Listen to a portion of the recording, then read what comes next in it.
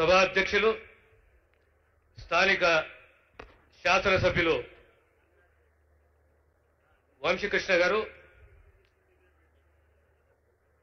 నల్లమల్ల ముద్దుబిడ్డ రాష్ట్ర ముఖ్యమంత్రి రేవంత్ రెడ్డి గారు, ఉప ముఖ్యమంత్రి భట్టి గారు, సహచార మంత్రివర్యులు, శాసనసభ్యులు, ప్రజాప్రతినిధులు, ప్రజలారా, మీడియా మిత్రులారా, ఎక్కువ సమయం తీసుకోకుండా ఇప్పటికే ఆలస్యం అయిపోయింది. గౌరవ ముఖ్యమంత్రి గారు మాట్లాడతారు. రెండు విషయాలు మీకు గుర్తు చేస్తున్నా, జీవితంలో గుర్తుపెట్టుకోవాలి. భూమికి సంబంధించి, దళితులకు సంబంధించి, ఆదివాసులకు సంబంధించి ఎప్పుడైనా ఒకే ఒక పార్టీ కాంగ్రెస్ పార్టీ.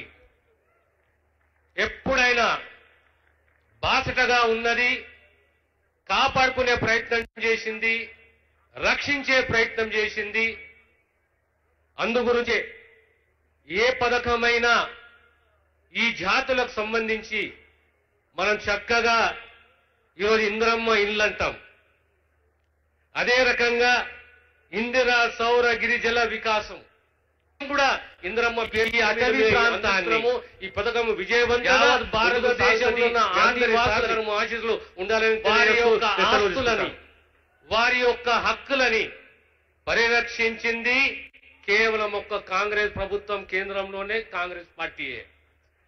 మళ్ళీ ఈరోజు 2006 చట్టం తీసుకొచ్చి పోడు భూములపైన హక్కు కల్పిస్తూ ఆదివాసి తెరలు, గిరిజన తెగలు వారికి ఎలాంటి హక్కు కల్పించకుండా మీ హక్కుని కాపాడుతూ ఇన్లే గాని, పోడు భూములే గాని, మళ్ళీ ఈరోజు ఈ అటవీ ప్రాంతంలో మీకు ఇబ్బందులు కలగకుండా సౌరశక్తి ద్వారా మీకు పంపు సెట్లు, హార్టికల్చరు, ఆ ఉత్పత్తుల ద్వారా మీ యొక్క ఆర్థిక స్థితిగతులు బాగుపడాలని చెప్పి ఒక అద్భుతమైన ఆలోచనతోటి ఈ వినూత్న పథకాన్ని యావత్ భారతదేశంలో తెలంగాణ ప్రాంతంలోనే కాంగ్రెస్ ప్రభుత్వం తీసుకొచ్చింది. ఈ ప్రభుత్వము మీ ప్రభుత్వము. ఈ ప్రభుత్వాన్ని ఆచరించండి. ఖచ్చితంగా ఏ మాట ఇచ్చినామో మీ అందరికీ తెలుసు. 25 లక్షల ఎకరాల భూ పంపకము ఆనాడు ఇందిరమ్మ హయాంలో కాంగ్రెస్ పార్టీ పేదవాళ్లకు భూ పంపకం చేసింది.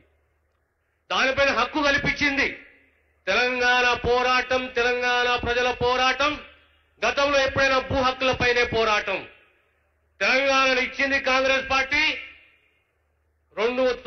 కేవలం 9.5 సంవత్సరాలలో ధరణిని తీసుకొచ్చి, రెవెన్యూ చట్టాన్ని తీసుకొచ్చి పేదవాని భూములపైన హక్కులు కోల్పోయేటట్టు అభద్రతకు గురి చేసిన చరిత్ర టీఆర్ఎస్ది. మళ్ళీ ఈనాడు తిరిగి భూభారతిని తీసుకొచ్చి మీకు అప్పీలు వ్యవస్థను ఏర్పాటు చేసి గ్రామ స్థాయిలో అధికారులను ఏర్పాటు చేయబోతున్నాము. దాని ద్వారా పేదవానికి ఎలాంటి ఇబ్బంది కలగకుండా మీ భూములను పరిరక్షించే దిశగా ఈ భూభారతి చట్టాన్ని తీసుకురావడం జరిగింది. అదే రకంగా దళితులకు సంబంధించి గత 30 సంవత్సరాల నుంచి వర్గీకరణ కావాలంటే ఈ కులాలకు వ్యతిరేకం కాదు. ఈ 5 దళితులలో, ఎస్సీలలో సమన్యాయము, సమధర్మము, సామాజిక న్యాయం ఉండాలనే ఉద్దేశంతో ఈరోజు మొదటిసారి గత సుప్రీంకోర్టు తీర్పు వచ్చిన తర్వాత తెలంగాణ రాష్ట్రము మొదటి రాష్ట్రము వర్గీకరణ చేసిన చరిత్ర కాంగ్రెస్ ప్రభుత్వానిది. ఇలా పేదవానికి సన్నబియ్యం ఇస్తున్న చరిత్ర కూడా కాంగ్రెస్ ప్రభుత్వాన్ని. చెప్పుకుంటూ పోతే అనేక పథకాలు ఉన్నాయి. కనుక కాంగ్రెస్ ప్రభుత్వము, కాంగ్రెస్ పార్టీ అంటే పేదవాని బాసటగా ఉండే పార్టీ. అందుగురించి ప్రతిసారి మన పెద్దలే గాని, మనమే గాని ఇందిరమ్మని ఎప్పుడు మర్చిపోకూడదు. మళ్ళీ ఈ పథకం కూడా ఇందిరమ్మ పేరు మీద మేము అందిస్తున్నాము. ఈ పథకం విజయవంతంగా ముందుకు సాగుతుంది. మీ అందరి సహకారం, ఆశీస్సులు ఉండాలని తెలియజేస్తూ నేను సెలవు తీసుకుంటాను.